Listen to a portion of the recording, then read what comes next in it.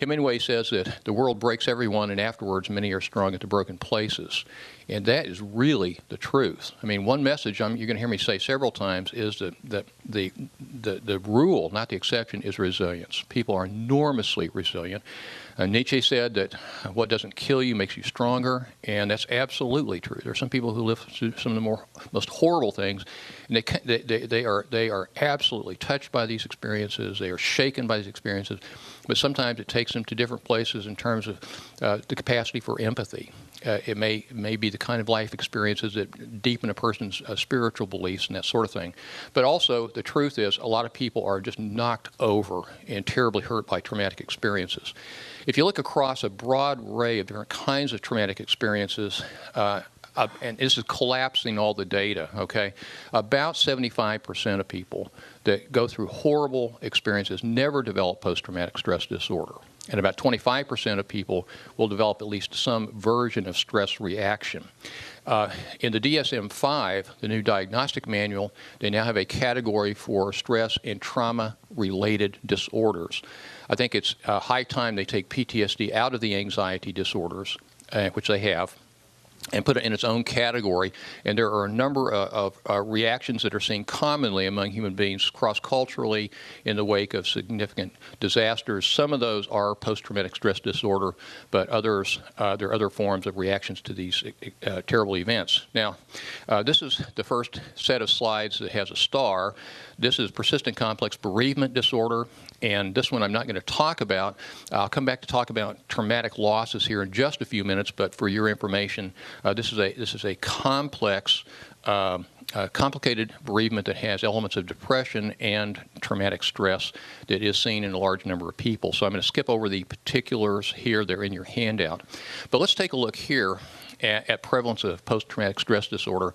When the DSM-3 came out, the epidemiology said 1% of people in the United States experience post-traumatic stress disorder lifetime prevalence, and that was completely off the mark.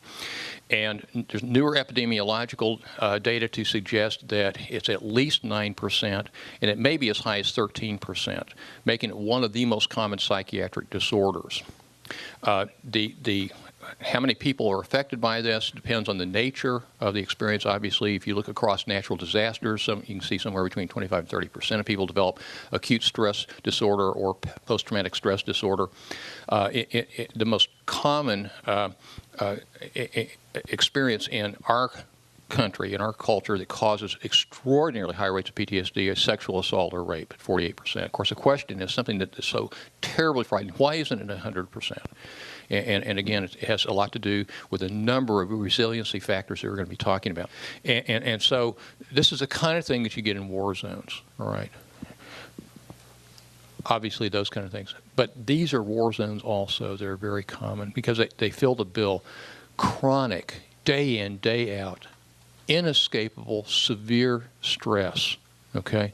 Now, let me mention something like with domestic violence, for instance. There are people that are not mental health trained folks that don't understand some of the dynamics about this. Some lay people, again, who have good intentions would say, well, you know, if some woman's being beat up, she can just leave. You know, it's not inescapable. She can leave anytime she wants. Yeah, think twice about that, because some of the dynamics involved in these abusive relationships, women oftentimes, most of the time, feel in one way or another very, very trapped and that they don't have choices. So it's the experience then of inescapability. Now, this can create prolonged periods of time being exposed to really severe toxic levels of cortisol.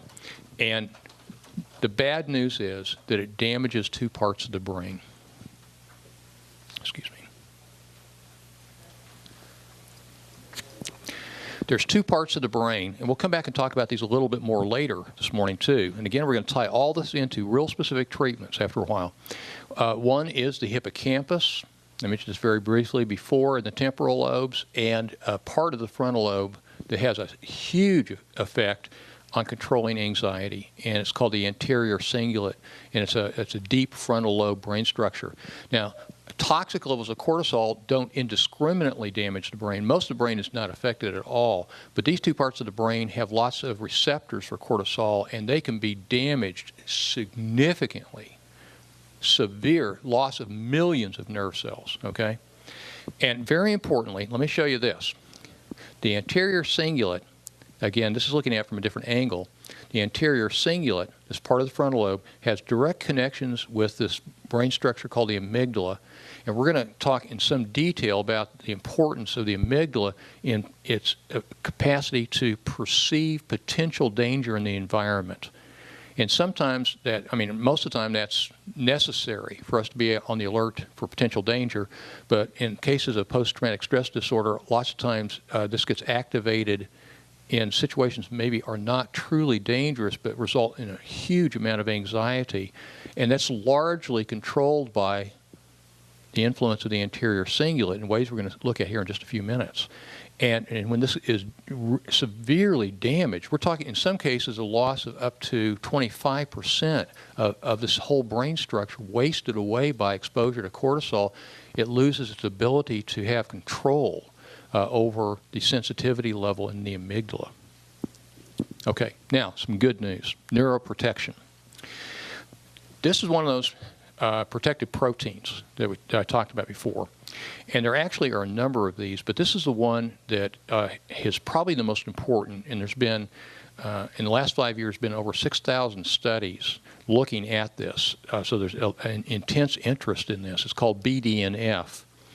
And it can do, if you've got enough of that on board, it can protect your brain in lots of ways. Number one, it can protect the brain from toxic levels of cortisol. So what will happen is if the brain is getting hit with these toxic levels of this stress hormone, BDNF literally, this molecule will clamp onto cortisol molecule and cut it in half, and it renders it non-toxic. So basically at the level of the nerve cell, it's just intercepting and neutralizing that, okay? BDNF also is important in activating neurogenesis, which is the birth of new nerve cells. The hippocampus is one of the very few parts of the brain that has the ability to actually literally grow new nerve cells. That does not happen in most of the brain. So if it's been damaged, like very early in life, it's entirely possible that later it can undergo, literally undergo repair by being rebuilt with the birth of new nerve cells. Also, it can strengthen neural pathways. Now, I think this is a really neat slide here. This is a live nerve cell, okay, and it's in the laboratory in a petri dish, and it's floating around in saline, and they shoot some BDNF in here, and look what happens within 24 hours. This massive explosion of growth in the nerve filaments, the dendrites. And what this can do then, it translates into making much more effective and rich connections. So if you're going to try to get a part of the brain to work more effectively, one way to do it is just to put in, some of the neuroscientists trying to be cute call BDNF miracle grow the brain.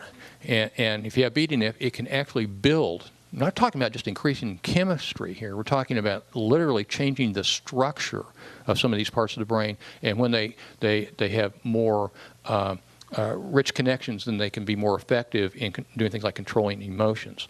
But here's the problem, okay?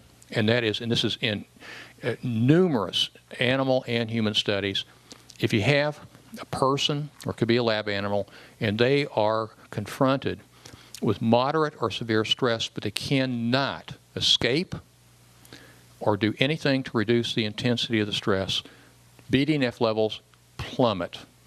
The gene that's responsible for making that molecule shuts down, it gets silenced. And so what happens then is a part of what makes all this so difficult is it takes out of the equation this enormously important protective protein, okay? The good news part of it is there's certain things that can turn it back on. All right, so let's take a look. Some of these are drugs. Now, antidepressant medications, which we'll talk about this afternoon, a little bit more about that. The good news is whether a person is depressed or not, all the antidepressants share one thing in common, and that is they increase the production of BDNF. In fact, many the experts in this area are saying that may be one of the main effects of antidepressants is just to rev up the natural production of this protective protein, okay? And so antidepressants, these drugs that are used to treat bipolar disorder, Depakote, Tegretol, and Lamictal also are used to treat epilepsy. They increase BDNF. And there's one antipsychotic. Others might do this, but this is the one that's been proven to, Seroquel, to increase BDNF. So, as we're going to see later, some psychiatric drugs aren't helpful with PTSD, and in fact, some of them can make things worse, like tranquilizers can actually make PTSD worse, okay?